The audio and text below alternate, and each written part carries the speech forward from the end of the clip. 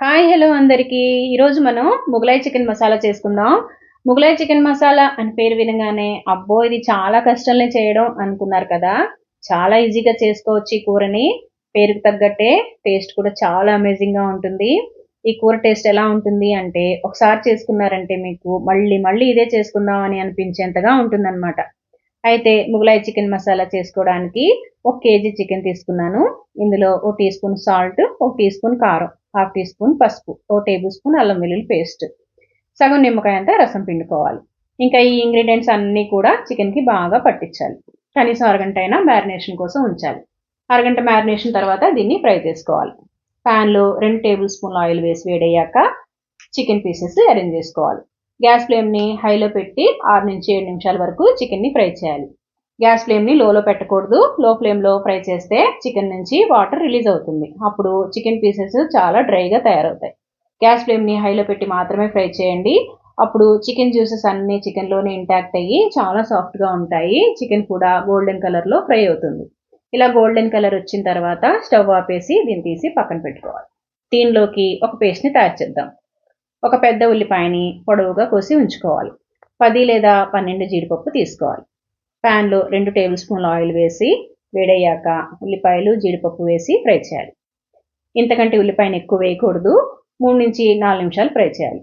లైట్గా పింక్ కలర్లోకి మారుతున్నప్పుడు దీన్ని తీసి పక్కన పెట్టి చల్లారనివ్వాలి. ముందుగా 2 టమాటాలని పేస్ట్ చేసి ఉంచుకోవాలి. తర్వాత అదే జార్లో ఉల్లిపాయ జీడిపప్పు వేసి 1 టేబుల్ స్పూను కోకోనట్ పౌడర్ వేసి కొంచెం నీళ్లు వేసి మెత్తగా పేస్ట్ చేసుకొని ఉంచుకోవాలి. ఇప్పుడు ఒక పెద్ద ప్యాన్లో హాఫ్ కప్ ఆయిల్ వేసి వేడయ్యాక 1 టేబుల్ స్పూన్ అల్లం వెల్లుల్లి పేస్ట్ వేయాలి. కొంచెం ఫ్రై చేసి అందులోనే టమాటా పేస్ట్ కూడా వేయాలి.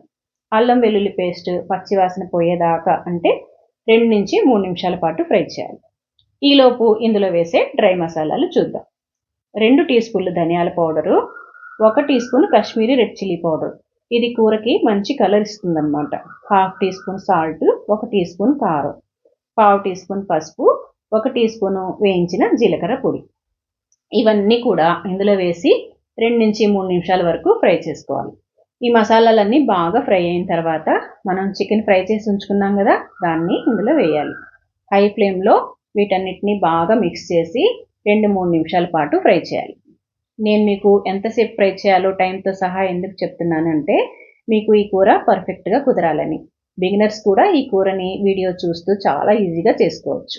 ఇంకా చికెన్ బాగా ఫ్రై అయిన తర్వాత హాఫ్ కప్పు పెరుగు వేయాలి. పెరుగు పుల్లగా లేకుండా చూసుకోండి. ఫ్రెష్ పెరుగు మాత్రమే యూస్ చేయండి. పెరుగు కూడా బాగా ఫ్రై అయిపోవాలి. ఇంక ఇందులో ఉల్లిపాయ క్యాషు పేస్ట్ చేసి ఉంచుకున్నాం కదా, ఇది కూడా వేసి దీన్ని కూడా కొంతసేపు ఫ్రై చేద్దాం. ఆయిల్ పైకి తేలే వరకు ఫ్రై చేయాలి. అలా చేస్తే ఇందులో ఉన్న పచ్చివాసన అంతా కూడా పోతుంది.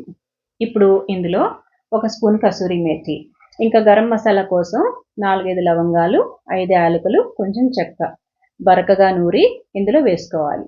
లేదంటే మీరు రెడీమేడ్ పౌడర్ అయినా 1 టీ స్పూను గరం మసాలా వేసుకోవచ్చు. ఇందులోనే హాఫ్ కప్పు వాటర్ వేసి ఇంకా చికెన్ని ఉడకనివ్వాలి. ఒకసారి బాగా కలిపి మూత పెట్టి 15 నుంచి 20 నిమిషాల వరకు ఉడకనివ్వాలి.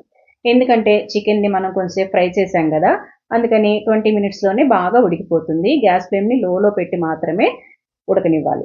ఎంత జబర్దస్త్గా తయారైందో చూడండి మన చికెన్ ముగలాయి మసాలా.